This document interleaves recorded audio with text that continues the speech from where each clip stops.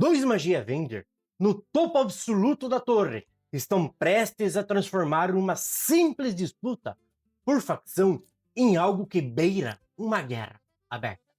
Tudo por causa de um garoto que já não é mais um simples estudante promissor, mas sim uma peça estratégica que pode mudar o equilíbrio inteiro daquele mundo. E quando isso acontece, a pergunta deixa de ser quem vai escolher o Will e passa a ser o que a torre está disposta a arriscar para tê-lo para si e, quem sabe, até controlá-lo.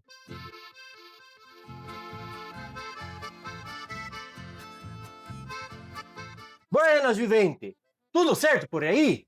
Se acheguem sem cerimônia, puxe o banco para mais perto do fogo, se sirva mais uma cuia de mate, pois eu, o gaúcho Sadi, estou aqui para conversar com vocês sobre mais um episódio interessantíssimo de O História, o episódio 11 da segunda temporada.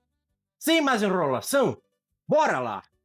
E, já que estamos falando de uma decisão e consequências, a pergunta de hoje, ela vem pesada para o lado de vocês. Se vocês estivessem no lugar do Will, seguiria o caminho óbvio ao lado da Eupharia, que representa tudo aquilo que ele perseguiu desde o começo, ou apostaria no Zio, que enxerga valor justamente onde o sistema já desistiu de procurar? Porque esse episódio inteiro gira em torno de uma escolha, que a princípio parece simples, mas na prática fratura a lógica da própria torre. E em história, esse episódio já inicia de forma que não estão brincando. Sim, a animação não está para brincadeira, porque antes mesmo da disputa começar para valer, o episódio nos vem com uma sequência totalmente original, que expande o mundo da torre de forma sutil, mas muito significativa. Lá na Sala dos Tronos, diante do Rei Mago Aron, Zio não hesita em apontar sua lança e fazer uma pergunta direta sobre algo que parece simples, mas carrega muito mais peso do que apresenta. Qual é a verdadeira importância dos anões dentro daquele mundo? A resposta bem curta, quase cortante. 1. Não falarei. E não demora para ficar claro que aquilo não é uma evasão comum, mas sim um silêncio carregado de significado. E sabe o que é mais importante e interessante também? É que o Zio, ele entende de maneira imediata, como se aquele não dito valesse muito mais do que qualquer explicação formal. Esse tipo de momento deixa muito evidente que a torre guarda segredos que nem mesmo os Magia Vender têm acesso por completo. E logo depois, temos um outro diálogo que reforça ainda mais a lógica cruel daquele sistema. Gariot afirma que idiotas sem poder são apenas tolos medíocres, mas tolos com força são perigosos. E essa ideia se encaixa perfeitamente com um ditado muito bem conhecido aqui no Rio Grande do Sul, de que o problema nunca foi a arma na cintura, mas sim quem está segurando ela. Porque poder por si só não cria caráter, apenas amplifica o que já dentro de cada um existe. E isso conversa diretamente com o modo como Zio enxerga o mundo, porque ele não mede o valor por mana, status ou tradição, mas sim por um impacto real de quem consegue mudar o rumo de uma batalha quando tudo já está praticamente desmoronando. O Zio enxerga valor aonde que os outros não veem. Se um vivente consegue ir pro fundo do poço e retornar mais forte, é reconhecido como um guerreiro de verdade. E é por isso que o Will chama tanta atenção dele. Porque dentro da lógica da torre, o Will ainda é visto como alguém limitado, instável, diante do sistema. Mas para Zio, ele representa uma coisa completamente diferente. Alguém imprevisível. E imprevisibilidade, naquele nível de poder, não é fraqueza. É poder bruto não controlado. E é aqui que tudo começa a mudar. Porque essa leitura faz com que o Will deixe de ser um simples aluno promissor e passe a ser uma peça disputada diretamente pelos Magia Vender, o que simplesmente quebra qualquer ideia de caminho ou simples destino óbvio. De um lado, a Eupharia representa o percurso natural, o caminho que todos já esperam desde o início da história, o elo emocional, uma promessa antiga, o destino que parecia já estar escrito. Do outro lado, Zio surge como a ruptura, como alguém que não aceita o sistema como ele é e está disposto a reescrever as regras se isso significar revelar um novo potencial. E no meio disso tudo está o próprio sistema da torre, que começa a parecer pequeno demais para conter as consequências dessa disputa. Quando os Magia Vender finalmente entram em combate, a cena de verdade, o episódio muda completamente de escala. Porque ali não estamos mais falando de simples magos, aprendizes, alunos. Estamos falando também de uma coisa que é diferente. Não é teoria, não é a hierarquia. Estamos vendo a filosofia aplicada no combate. A Eupharia representa a precisão absoluta. Cada feitiço é construído como parte de um plano maior.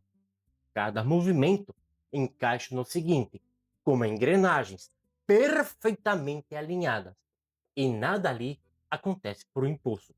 Já o Zio, ele é o oposto disso.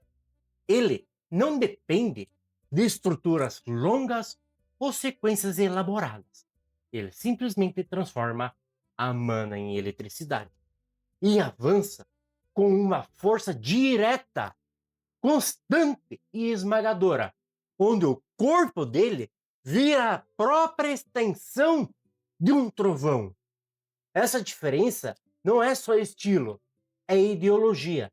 Quando Eupharia domina por controle, pela antecipação, Zio domina pelo impacto, pela pressão contínua. E é justamente isso que torna a expressão máxima da facção do Trovão, a Torziel's Face, um estilo de combate que não busca a perfeição visual, mas a eficiência absoluta em situações de colapso. Isso cria dentro da torre um contraste inevitável, porque não é só gelo contra trovão, é ordem contra ruptura, cálculo contra instinto. Zio, ele é algo além do que um simples mago. E Eupharia é um gênio absoluta. Ninguém discute isso. A qualidade dela é a suprema. Mas o Zio é como se fosse a encarnação da mana. Ele age como se o corpo dele estivesse ligado diretamente com o universo e as magias. E quando esse conflito finalmente chega no ápice, não existe mais espaço para diálogo. Os dois começam a entoar seus encantamentos supremos, enquanto a arena muda de comportamento, como se o próprio ambiente percebesse que algo fora do normal está prestes a acontecer. A pressão cresce, o ar fica mais pesado e tudo converge para um único ponto. até que as duas magias supremas colidem no limite absoluto do poder dos Magia Venders. E quando isso acontece, o episódio simplesmente corta, sem mostrar o resultado, sem aliviar a tensão, deixando o silêncio como consequência imediata daquele choque. Virga Argus Torzius! E é nesse instante, não é uma só magia sendo liberada, é o mundo reagindo como se o contexto e o conceito da tempestade tivesse deixado de ser um clima e passado a ser presença. E o que antes era técnica passa a ser interpretado como caos, tomando forma, como se o próprio ambiente precisasse reconhecer aquilo como algo vivo. Glacia Last Albis. Aqui não existe apenas gelo. Existe uma leitura absoluta do silêncio, onde tudo ao redor parece perder o direito de continuar se movendo. O rei demônio ri, o sábio vocifera. Qual dos dois vencerá? Como se o mundo não estivesse sendo congelado, mas interrompido. É o Glacia Last Albis. E é nesse contraste que a verdadeira natureza dos Magia Venders se revela. Não como usuários de magia, mas como pontos onde o próprio mundo precisa se reescrever para continuar existindo. E talvez essa seja justamente a escolha mais inteligente do episódio, porque não se trata de mostrar a destruição em si, mas de fazer a gente entender o peso do que acabou de acontecer. Dois seres que deveriam ser os pilares de proteção do mundo decidiram colidir por uma escolha pessoal. E isso já diz tudo sobre o nível de poder e responsabilidade que existe no topo daquela hierarquia. No fim das contas, rugido de gelo e relâmpago não é sobre quem vence essa disputa, mas sobre o que acontece quando o topo do mundo deixa de funcionar como limite e passa a funcionar como risco. E talvez a pergunta mais importante nem seja quem ganha esse confronto, mas sim o que sobra de um mundo onde os mais fortes deixam de se segurar.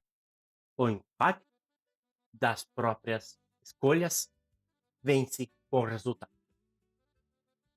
Se essa análise te ajudou a enxergar melhor esse duelo, deixa o like, se inscreve aqui no nosso Galpão Digital e me conta nos comentários.